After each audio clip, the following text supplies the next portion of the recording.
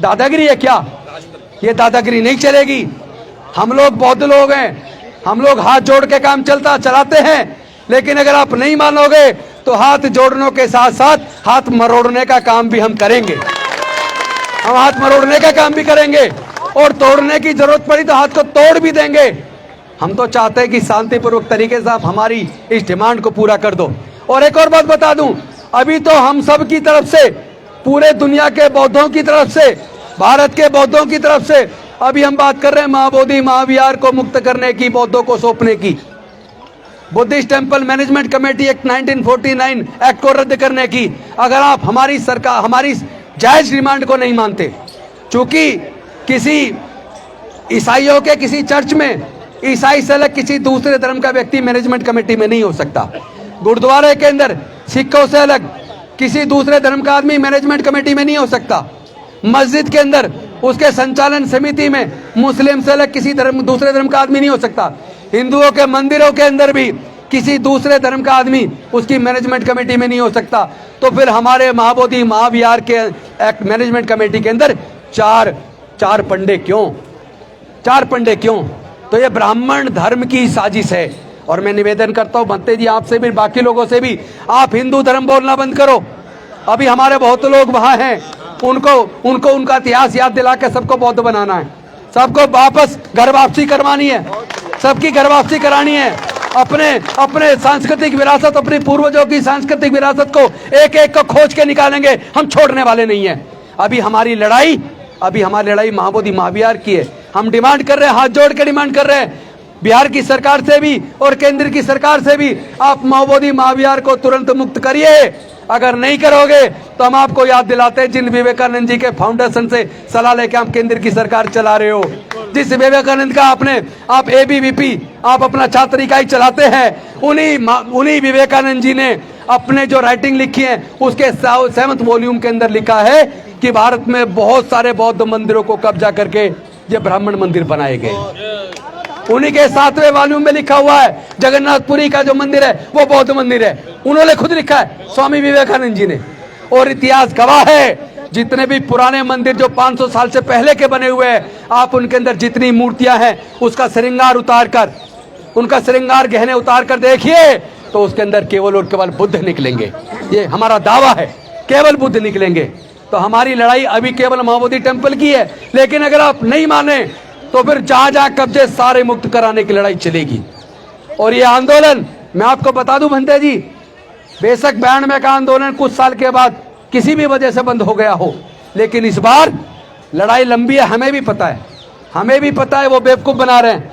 क्योंकि बिहार की सरकार, आपको पता होना चाहिए, वहां भी सत्र चल रहा है बिहार का, और इस बार पहली बार खुशी की बात है, 1 नहीं 2 नहीं 3 नहीं, कई हमारे विधायकों ने, जिसमें SC के भी, ST के भी, OBC के भी विधायकों ने महाबोधि महाविहार को मुक्त कराने की लड़ाई वहां बिहार की विधानसभा के अंदर भी उठाई है। और इस बार संसद सत्र चल रहा है, हमारे साथी भाई चंद्रशेखर ने भी उठाई है और मेरी सांसदों से बात हुई है, अभी सत्र बाकी है, लगातार अब संसद के अंदर भी महाबोधि महाविहार की मुक्ति की लड़ाई लड़ी जाएगी, वहां भी हमारे सांसद आवाज उठाएंगे, उसकी भी तैयारी चल रही है, आप चिंता मत कीजिए। दूसरी बात, चूंकि लड़ाई लंबी है, UNO भी जाने की तैयारी है और सुप्रीम कोर्ट को भी हम बताएंगे, हम सुप्रीम कोर्ट को भी बताएंगे कि अगर आप न्याय नहीं करोगे तो आपके ऊपर से इस देश के लोगों का भरोसा उठ जाएगा। हम नहीं चाहते कि इस देश के न्यायालयों से देश के लोगों का भरोसा उठे, लेकिन बौद्ध लोग भारत में 90% हैं, अभी आंकड़ों के अंदर 1% के आसपास हैं, लेकिन बौद्ध को मानने वाले लोग करोड़ों लोग हैं। और इतिहास बताता है तमाम SC ST OBC और 90% माइनॉरिटीज के पूर्वज बौद्ध थे, तो वो सारे घर वापसी तो करेंगे। अभी आप सोच रहे हो संख्या कम है, इग्नोर कर दो, मत सुनो। और मैं चूंकि सरकार में मंत्री रहा हूं तो मैं जानता हूं, सरकारों की आदत होती है जब कोई डिमांड चलती है, आंदोलन चलता है, सबसे पहले उसको इग्नोर किया जाता है। तो इग्नोर ये हमें करते आ रहे हैं, एक से एक इनका एक एजेंडा पूरा हो गया इग्नोर करने वाला। और सरकार जब डिमांड फिर भी चलती रहती है, दूसरा एजेंडा होता है उसको दफन करने वाला बलपूर्वक, वो भी इन्होंने कर लिया। हमारे बौद्ध भिक्षुओं को रात को 1 बजे धोखे से उठाकर वहां जाकर अस्पताल में पटक दिया, तो दूसरी चाल भी इनकी फेल हो गई, ताली बजा के स्वागत कीजिए, दूसरी चाल भी फेल हो गई। अब अब तीसरा है आपकी जीत का समय। अब बिहार की सरकार जो जाने वाली है, मैं आपको बता दूं बिहार की सरकार जाने वाली है, क्योंकि बिहार के अंदर भी धीरे धीरे गांव गांव में ये बात पहुंच रही है कि हमारे पूर्वज बौद्ध थे, ये बिहार तो नाम ही बौद्ध विहार से पड़ा है, ये तो नाम ही बौद्ध विहार से पड़ा है, ये तो बौद्धों की भूमि है, ये तो मगध साम्राज्य, उसकी तो राजधानी पाटलिपुत्र आज की पटना है। इतिहास गवाह है वो पूरा का पूरा स्थल, वो पूरा बुद्धिस्ट सर्किट यूपी में लेके वहां राज, उधर बिहार के राजगीर नालंदा से उधर से शुरू होता है, बोध गया से होते हुए आगे बढ़ता है, और उसके बाद सारनाथ से होते हुए और उधर मध्य प्रदेश तक। आप सब जानते हो इतना बड़ा क्षेत्र। और आपको याद होगा जब अमेरिका और तालिबान के अंदर अफगानिस्तान के बीच में युद्ध हुआ था, तो तालिबानियों ने वहां अफगानिस्तान के अंदर सिला के अंदर कितनी बड़ी बुद्ध की प्रतिमा को तोपों से तोड़ा था। महीने भर तक तोप के गोले छोड़े गए, उसके बाद भी कुछ थोड़ा सा तोड़ पाए। आज भी वो बुद्ध की मूर्ति वहां विराजमान है। और उन्होंने चूंकि बुद्ध की मूर्ति पर हमला किया तो वो अफगानिस्तान की वो पूरी ताकत ही ध्वस्त हो गई, बर्बाद हो गया अफगानिस्तान। इससे पहले कि ये बिहार की सरकार बर्बाद हो जाए, इससे पहले कि ये केंद्र की सरकार बर्बाद हो जाए, अफगानिस्तान से सबक ले लो और बीपी एक्ट 1949 एक्ट को रद्द करके मां बोधि महाविहार का संचालन पूरी तरह बौद्धों को सौंप दो, वरना तुम्हारी बर्बादी निश्चित है। 90% लोग जब घर वापसी कर जाएंगे, क्योंकि लड़ाई लंबी है तो हम भी लंबी लड़ाई के लिए तैयार हैं। अंग्रेजों के शासन में एक अंग्रेज इतिहासकार थे अलेक्जेंडर कनिंगम।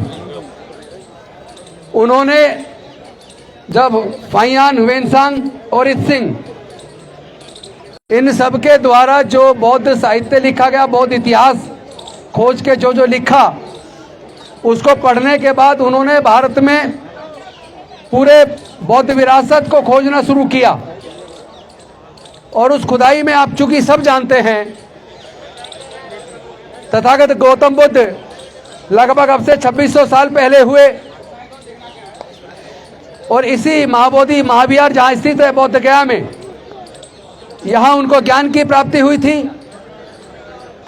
सम्राट अशोक ने उनकी याद में वहीं पर महाबोधि महाविहार का निर्माण कराया था। लेकिन समय के साथ साथ रेत मिट्टी चढ़ती गई और वो नीचे दब गया।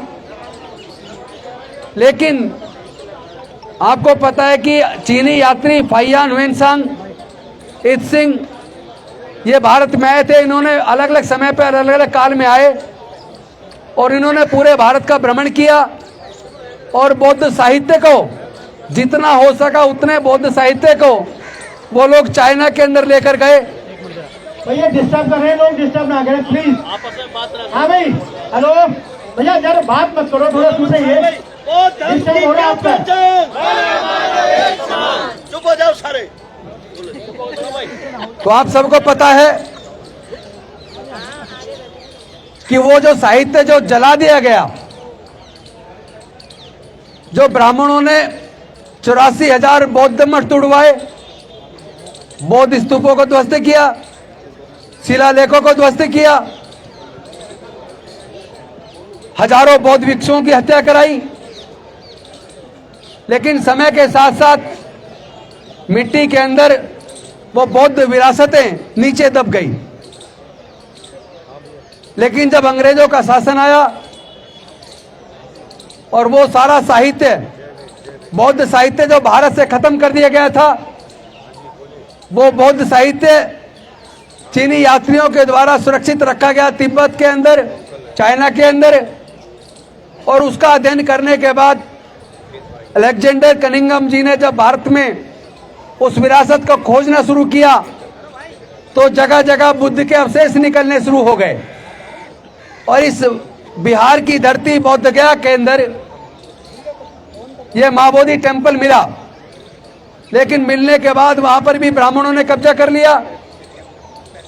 श्रीलंका से आपको सबको पता होगा, श्रीलंका से क्या नाम था उनका, अनागारिक धम्मपाल, वो आए और उन्होंने वहां उसको ब्राह्मणों से मुक्त करके, चूंकि वो बौद्ध विरासत है, बौद्धों को सौंपने के लिए आंदोलन चलाया। उस आंदोलन में ये 1891 की बात है, 1891 की बात है।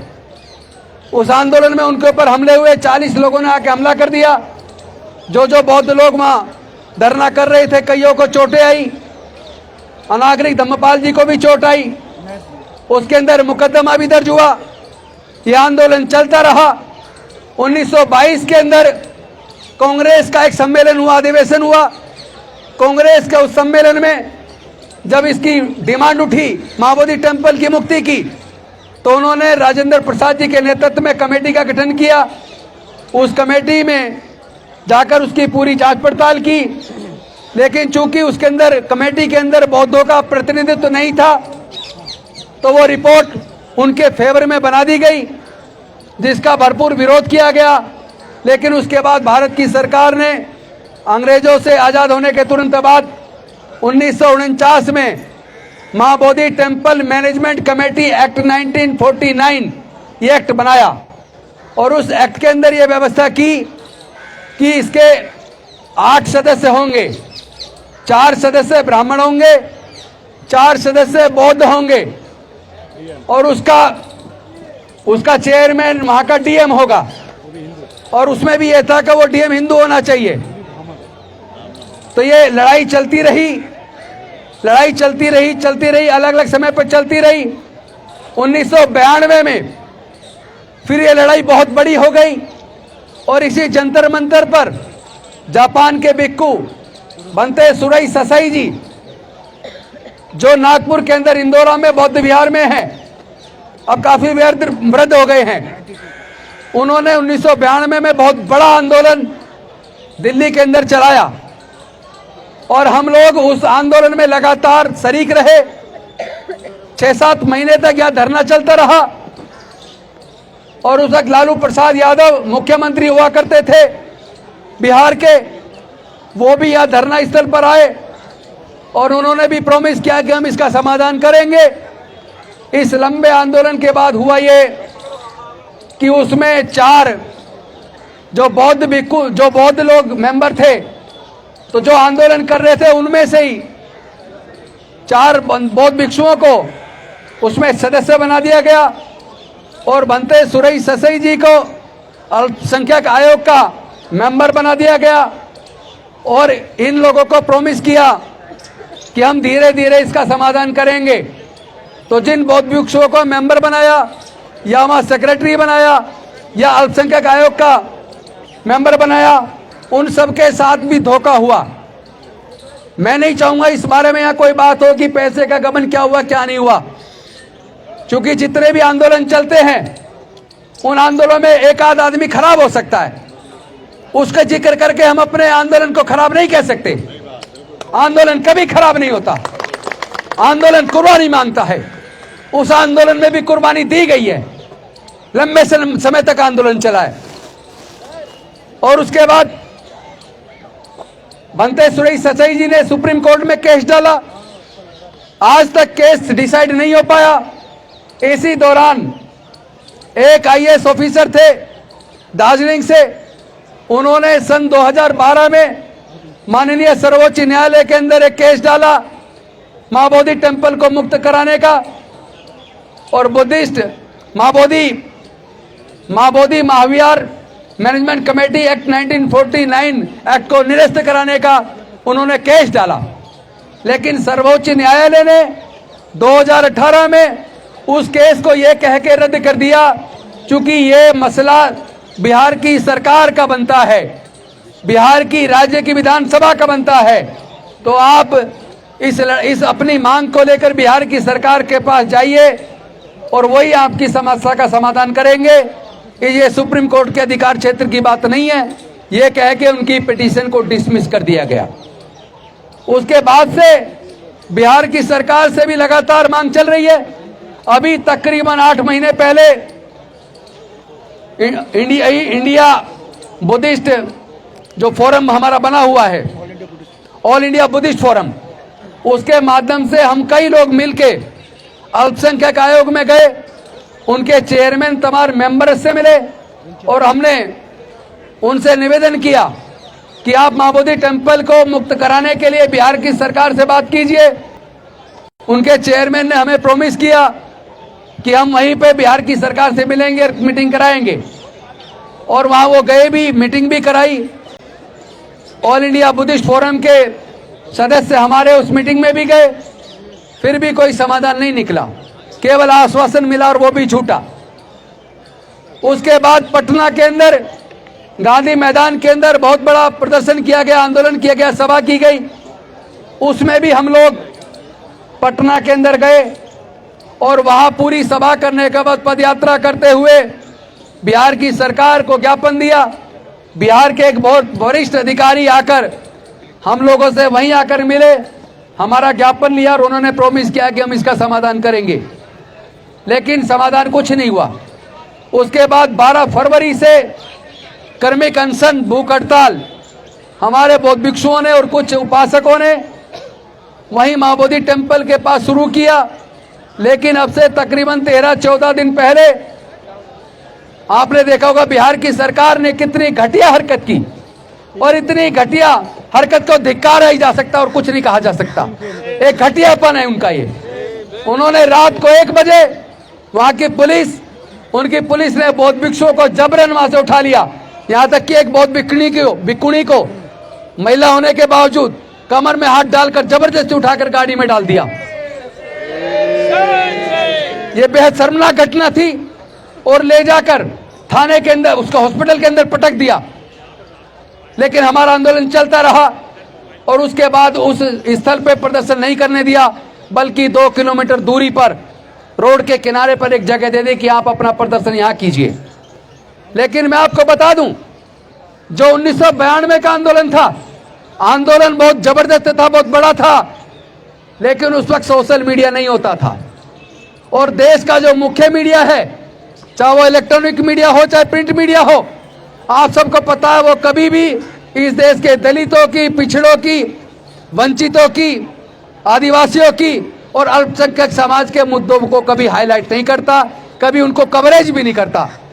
मैं तो आह्वान करना चाहता हूं इस देश के दलितों से, इस देश के पिछड़ों से, इस देश के आदिवासियों से, इस देश के अल्पसंख्यकों से, वो देश का मुख्य मीडिया, चाहे वो इलेक्ट्रॉनिक मीडिया हो चाहे प्रिंट मीडिया हो। अभी आपने देखा होगा 3 दिन पहले कैलिफोर्निया के अंदर जो गुजराती समाज के लोगों का वहां पर एक मंदिर है, उस मंदिर में बेइज्जती की गई। तो यहाँ पूरे भारत के मीडिया ने उसको कवर किया, अखबारों में छापा। उस दिन भी मैंने फेसबुक लाइव किया था कि अगर कैलिफोर्निया के अंदर गुजरातियों के मंदिर के अंदर अगर अपवित्र उसको किया गया तो वो गलत किया। किसी को हक नहीं है किसी दूसरे के धार्मिक स्थल पर जाकर कुछ भी गलत कार्य करने का, और उसकी भर्त्सना होनी चाहिए, कानून से मांग की जानी चाहिए दोषियों को सजा देने की।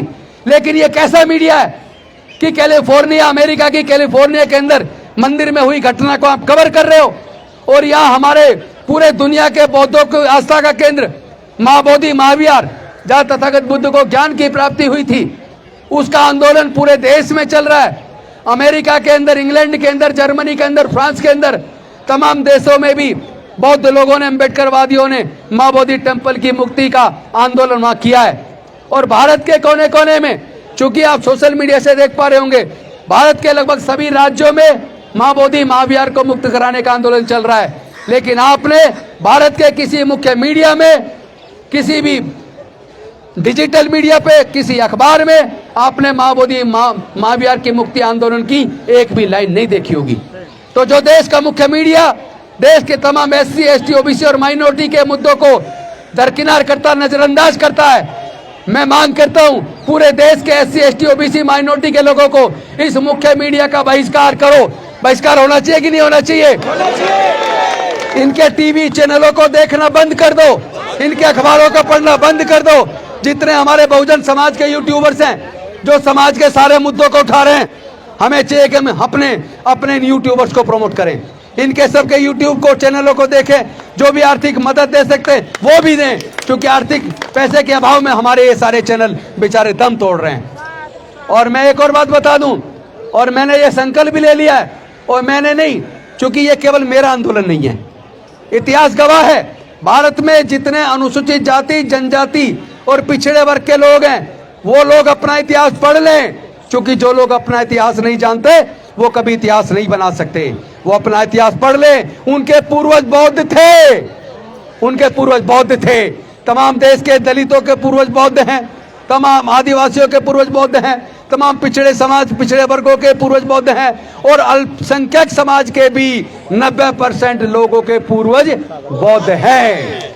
क्योंकि उन्होंने जाति के उन्मूलन की वजह से, जाति के उन्मूलन की वजह से उन्होंने इस धर्म को छोड़कर कुछ लोग सिख बन गए, कुछ लोग ईसाई बन गए, कुछ लोग मुस्लिम बन गए। तो ये सच्चाई है कि देश के अंदर 90% इतिहास गवाह है, जहां भी खुदाई होती है अखंड भारत में, म्यांमार से लेकर ईरान इराक तक जहां भी खुदाई होती है, खुदाई में केवल और केवल बुद्ध निकलते हैं, कोई दूसरा अवशेष आज तक भारत के अंदर नहीं निकला। आपको पता होगा जब अयोध्या के अंदर खुदाई हुई तो पता लगा वहां बौद्धों की साकेत नगरी थी, तमाम अवशेष बुद्ध के निकले हैं। वो अलग बात है कि सर्वोच्च न्यायालय ने बुद्ध के अवशेषों को तो दरकिनार कर दिया और कानून को और साक्ष्यों को ताक पर रखकर उन्होंने आस्था के आधार पर जजमेंट दिया। आपने देखा होगा पिछले दिनों हमारे देश के पूर्व मुख्य न्यायाधीश DY चंद्रचूड़ जी का वो बयान आया था, जिसमें उन्होंने कहा था कि जब ये सुनवाई के लिए हमारे पास केस आया बाबरी मस्जिद वाला, तो मैंने भगवान के सामने में बैठ गया और मैंने उनसे सलाह ली क्या करूं। अरे भाई, तुम्हें सलाह उनसे नहीं लेनी जो है नहीं, आपको सलाह भारत का संविधान दे रहा है, आपको कानून दिया गया कि इस कानून के हिसाब से आपको जजमेंट देनी है, साक्ष्यों के आधार पर आपको जजमेंट देनी है। लेकिन भारत का अगर मुख्य न्यायाधीश साक्ष्यों को ताक पर रखकर और देश के संविधान को ताक पर रखकर अगर आस्था के ऊपर आधार पर जजमेंट देता है तो वो भी दमनकारी या न्यायकारी है, वो न्यायिक अधिकारी होने के काबिल नहीं है। ये शर्मनाक है। बेशक अगर कंटेम्प्ट ऑफ कोर्ट मेरे खिलाफ हो जाए तो मैं तैयार हूं, इसलिए तैयार हूं क्योंकि हमें शर्म आती है कि एक तरफ हम कहते हैं कि मैं बुद्ध के देश से आया हूं, भारत बुद्ध की भूमि है, हमने दुनिया को युद्ध नहीं बुद्ध दिए। अरे अगर बुद्ध दुनिया को दिए और भारत दुनिया में बुद्ध के देश के रूप में जाना जाता है, तो फिर बुद्ध की पूरे दुनिया के बौद्धों की आस्था का केंद्र माँ बोधि महाविहार के उस महाविहार के अंदर उसमें 4 पंडे क्यों, और उसका जो मुख्य पुजारी है महंत वो भी ब्राह्मण है, वो भी ब्राह्मण, और उसमें एक्ट में लिख दिया उसके बाद उसके बेटे, उसके बाद उसके बच्चे वही बनते रहेंगे।